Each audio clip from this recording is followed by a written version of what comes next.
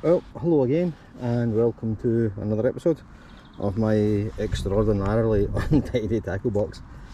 Back on the canal today, more or less where I quit last time, just a wee bit further up because there's a boating club down the way and they're out in the kind of, I don't know what they're called, the racing boats.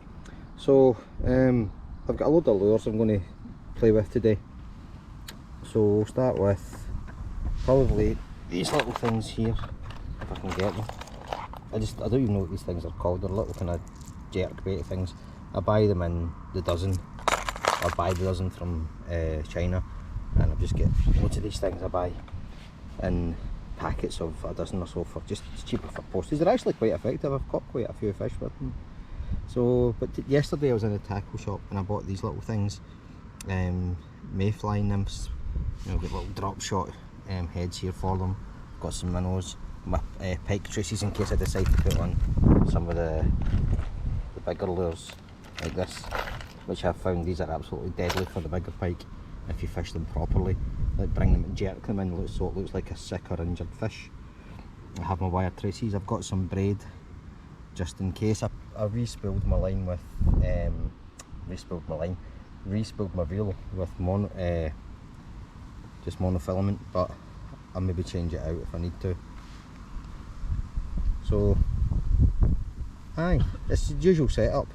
The little Okuma rod and reel, and that's that. It's really windy today, so I'm probably going to have to put the GoPro into its case.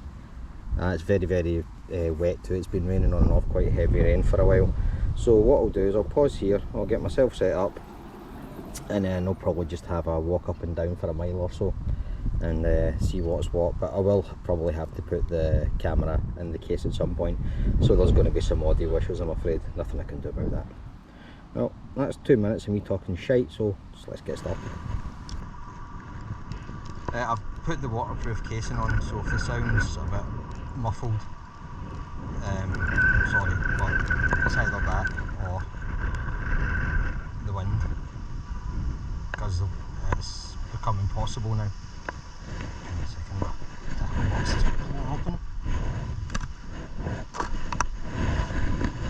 Become near impossible to film without it now because there's these huge gusts of wind and rain coming like every few minutes now, and I don't want to risk damaging the camera again. I know it's waterproof and all that, and there's parts on it are replaceable, but I don't want to have to do that.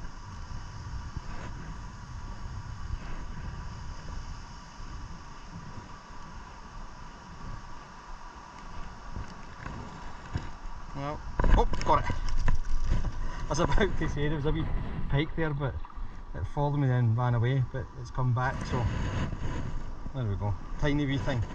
I'll give it some line so I can get it up. There we go. I'm not bothered with the net for this. It's only a single hook and I can see it's hooked quite cleanly. And the scissors, so that'll be easy enough to unhook, and there we go. Tiny wee jack pike and a wee yarn. Right, so we're on the aqueduct and there's the water release down below. Doesn't look too bad. I thought it'd be a lot more coloured and higher than it is after the heavy rain, but nah, I probably could have fished it today, but if it doesn't pour again tonight, I'm definitely going to come down tomorrow because that looks like a nice place to fish. I don't know how I'm going to get down to it yet, but there'll be a way. So, right, so let's walk across the aqueduct. I'll speed this bit up probably, just so you don't have to hear me plodding along. Right, well that didn't work out as planned. We're not on the water release, we're back on the River Almond. Just after I got across the aqueduct there, it absolutely hissed down the rain non-stop for about an hour. And I just sacked it. There was no point in staying out. And today I had the idea that I was going to go up to the water release under the aqueduct there, the bit I pointed out in the video, but this morning it was absolutely pissing down the rain again, so I thought I'm not going all the way out there. You know, a part of the river I don't know in the pouring rain or anything, so I've come to the Almond again. The water's a wee bit higher than it's been for the last week or two because it has rained more or less non-stop for about 5 days now. So the water's not too high, but there's a nice little bit of colour in it. And I've changed my setup from what I usually use here, which is a single fly. But today I'm using, what have I got? I've got a little black and silver spider, a clink hammer emerger on the front, and oops, where's it gone? Just a little generic kind of weighted nymph at the bottom there. It's got some copper wire around it, some sort of copper john I expect. And I've got a friend over here. I've got a little duck watching me to see if I do anything funny or interesting. The rain's been it's coming back on now, so there's going to probably be some interference here with like noise and like rain on the lens and stuff, but I'll do what I can. Okay, right, we're a little bit upstream and I'm a much less happy man. I don't usually fish this pool because, as you can see, I'll just turn around, it's quite wide but it's really slow, and there are fish in here but they're hard to catch because they can see your fly with the water being so slow. But I did see one rising just a few feet in front of me, so I went to cast out, got it snagged up on the tree behind me, and my line did that concertina thing, you know, where it all comes out like a bloody badly coiled spring. And after spending all that time tying a team of 3 flies on and everything, I was bloody furious. So for now I've switched back to just a single fly and little spider pattern that I had on already, just because it's got a wee bit of silver in it and it is quite dull with a little bit of sunlight coming through, and there's a hatch of midges and little flies on the water, so hopefully that'll imitate them enough. And bloody aeroplanes. Now I did see quite a big fish over there just before I started filming here, so I'm going to try. There's a wee patch of sand or gravel in front of me which looks kind of stable, and hopefully I'll be far enough away from the trees, yeah, I think so, that I can get a halfway decent cast out. And I'm just going to see if I can drift this little spider down to it. Right, so that fish didn't want to play, so I've come up to the pines. That's what I call this pool. There's little pine trees across the far bank there. This is the pool I think where I did my first video on the Almond, fishing this seam all the way down here. A pair of kingfishers just went past there and I missed them unfortunately, but that's a good sign. There's a lot of little fry in the shallows here, so the kingfishers hopefully have nested and, you know, all that good stuff, because there's food for them. So what I'm going to do is just have a few casts in here. I haven't seen anything rising, but there's a massive, so I'm just going to clip myself all together here. There's a massive hatch of whatever they are, so I don't imagine it'll be very long before the fish do start coming up, if I don't fall in first. So I'm just going to put my spider into that seam and just let it drift down as best I can and hope not to get snagged up again. I really do appreciate anybody that watches these videos and leaves a comment or a like or whatever.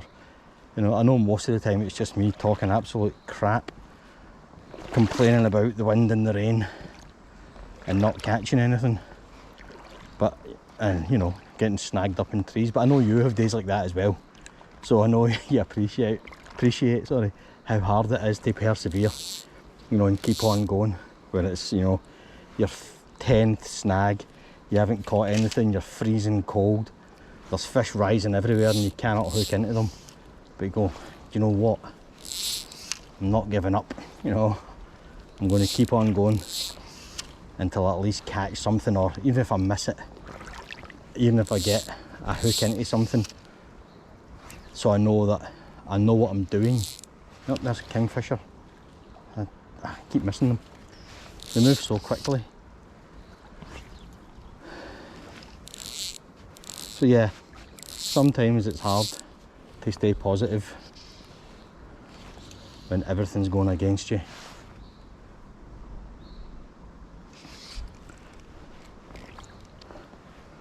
And I know you appreciate that too. But that's what, I suppose, sets us apart, isn't it, from the casual fisherman who goes out once in a while when it's a nice day or whatever. Not that it makes us any better or anything, it's just there's probably something wrong with us, actually, when you think about it. I mean, most of us probably started fishing when we were boys in the local rivers, streams, canals or whatever, with a couple of our friends, you know, on a Saturday morning. You finish all your chores, you know, watch the wrestling or whatever it was on telly, and then down you'd go and spend hours and hours and hours catching little fingerling trout or little perch. It was the best thing ever. Caught my own line out. But you know, as we got older and our interests changed, you know, the friends you made when you were a little boy aren't necessarily the friends you have when you're an older man.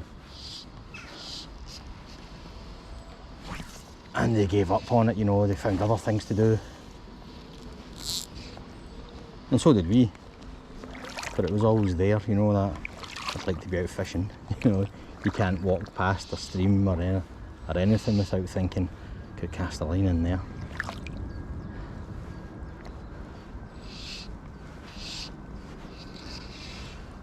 And that's what keeps us going, isn't it? The next cast might be the one where you catch that fish, you know, the one you've always dreamt about or hoped you would catch. You know, when you're a little boy and you're catching half-pound brownies or little perch, but you're watching, I don't know, whoever it is on the TV at the time, going out and catching these monster salmon and chub and sea trout and pike. And you're thinking, wow, one day, you know, that'd be me.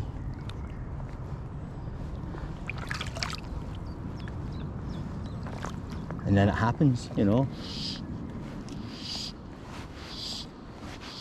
You catch that double figure salmon or the £5 plus brown trout from your local stream or whatever. And that's it, you're hooked for life. Right, sorry, I was about to just quit here. I wasn't actually meaning to fish here. I was going to go further up, but I saw a load of fish coming up and I couldn't resist a couple of casts, and I've got myself hooked into a little one on the emerger. Yeah, I changed over from the black spider pattern because I got it caught in a tree and I lost it. So there's a huge hatch again on the water, but the fish aren't taking off the surface, so I thought I'll try the little emerger, and sure enough, a couple of casts in and I've got myself a good sized little brownie there. Let's see. So yeah, that's what, about a pound. So a kind of decent sized fish for this part of the river. It's pretty typical actually for this part of the river. There's a few decent sized fish in this bit. So that's the blank saved at least. So let's get it emptied and get it back in the water, and then we'll go to where we actually planned on going originally.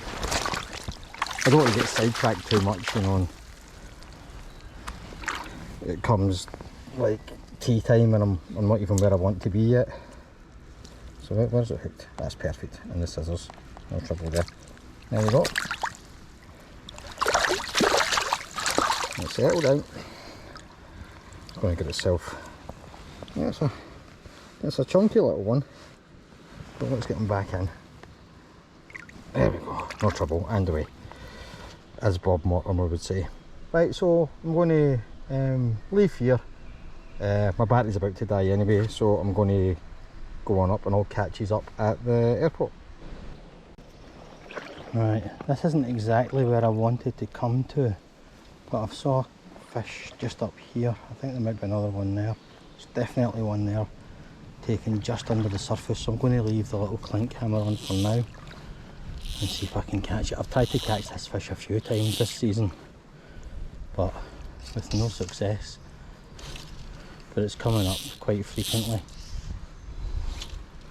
and there's a big hatch of flies again, so hopefully it's been a little incautious and just getting used to just sipping little emergers from below the surface, so I may be able to fill it. There's another fish just a wee bit further up, but as always, try filling at the back first. Caught on my bloody sleeve again.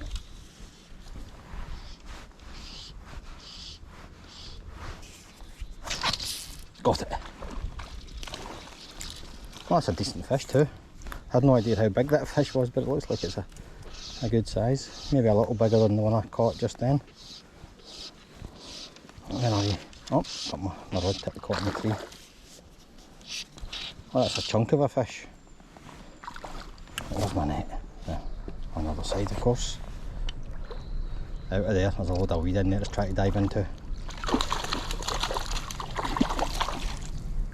Oh, get up, get up, get up, get up, get up. Point the camera down a little bit so you can see what's going on here. Yep, doesn't want to play. It's a strong fish. A really strong fish.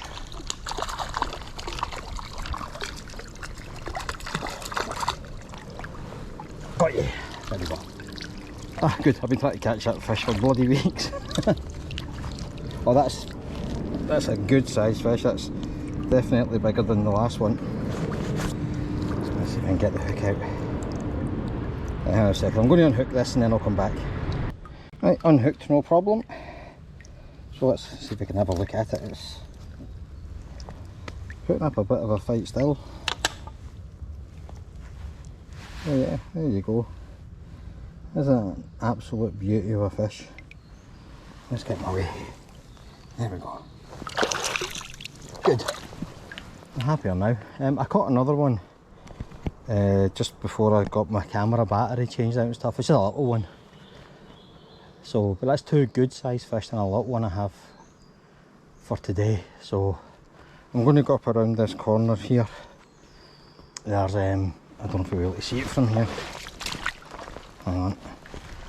Alright, just around that bend there's a fish that I've been targeting for months, you know, and it just sits in the same spot coming up, sipping off the surface, and I've thrown everything I can think of at it and I just cannot hook into it. But I think today might be the day.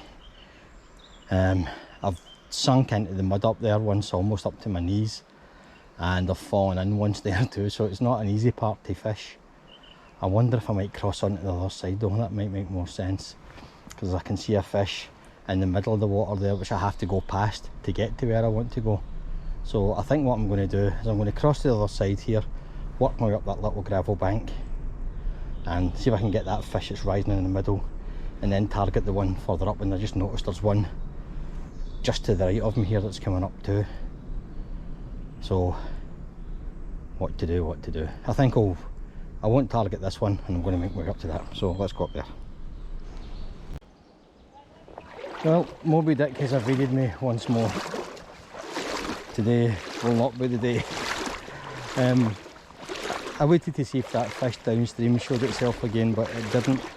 And I had another cast at Moby under the tree there, but I got a huge knot in my leader and I had to snap it off, and that's the river's way of telling me it's time to go home, I think. So that's what I'm going to do. I think this is going to be my new game now. Like once a week or once a fortnight or however long it happens to be, I'm going to come up here and try and catch that damn fish. And I'm not going to stop until I do. So again, always thanks for watching. Thanks for listening and, you know, posting your comments and liking and all the rest of it. I've met a couple of you in real life, which I kind of like. What I'm getting. Got a dog coming right at me. Well, I survived the dog attack. It wasn't dangerous, but it was just curious. But there was a big giant Rottweiler behind it, so that gave me pause for thought. But we're grand. So, aye, this is me. I'm just going to walk back down the path now, down to Crammond, and get myself in order. So, aye, I'll try to get to the water early next time. But again, it's the weather. I didn't want to go up today when it was pissing with rain. And of course, as soon as I came out, the rain cleared up, so I could have gone. But had I gone, it would certainly have pissed with rain the whole day, so Murphy's Law in it. But never mind. There's still a few months left of the season. I'm sure I'll get a chance soon. That's alright.